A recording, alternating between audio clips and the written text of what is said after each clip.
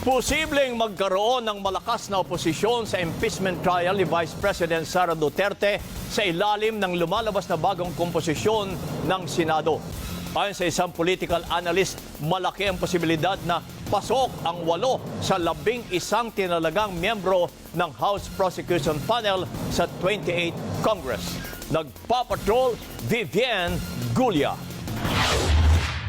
Base sa partial unofficial results mula sa higit 97% ng election returns, 5 kandidatong inendorso ng Partido Demokratiko Pilipino at kaalyado ng mga Duterte ang magiging bahagi ng Senadong mauupo bilang impeachment court sa paglilitis ni Vice President Sara Duterte.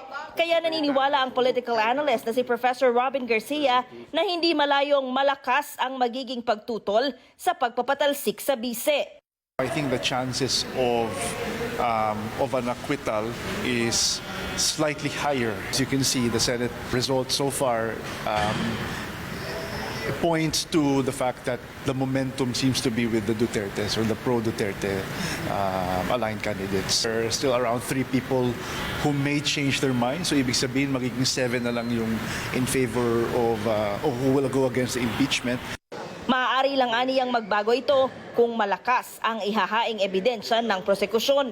It will matter because if you present a compelling case, to the public, not just to the court, as I said, it will be televised, then it could sway public opinion. Senators are susceptible to public opinion because they are accountable to a bigger audience. Sa 11 itinalagang prosecutors ng Kamara para sa impeachment trial ni Duterte, 8 ang maituturing na halos pasok na sa 20th Congress. Parehong walang kalaban sa kanilang re-election bid sina Antipolo City 2nd District Representative Romeo Acop at Oriental Mindoro 1st District Representative Arnan Paraligan. Nangunguna naman sa Manila City 3rd District Representative Joel Chua sa katunggaling si Apple Nieto, bagamat halos 4,000 boto lang ang kanyang lamang sa partial unofficial count. Sigurado ng pasok sina San Juan City Representative Bel Zamora at Batangas 2nd District Representative Jervil Luistro matapos silang maiproklamang panalo sa halalan. Base pa rin sa partial unofficial count, milya-milya ang layo ng boto ni na Iloilo 3rd District Representative Lawrence Nonoy Defensor at Bukidnon 2nd District Representative Jonathan Keith Flores sa kanilang mga kalaban. Ang 4-piece party list kung saan first nominee si House Minority Leader Marcelino Libanan nakuha ang higit 1.4 million votes o 3.5% ng kabuuang bilang ng boto para sa party list. Higit sa kailangang 2% para makatiyak ng pwesto sa Kamara. Bigo namang mahalal sina General Santos City Representative Loreto Acharon at ako Bicol Party List Representative Jill Bongalon na kumandidato sa unang distrito ng Albay.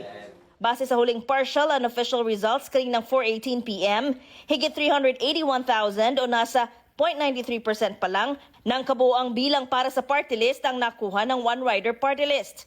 Kaya mahirap sabihin kung pasok ang first nominee na si Representative Rog Gutierrez.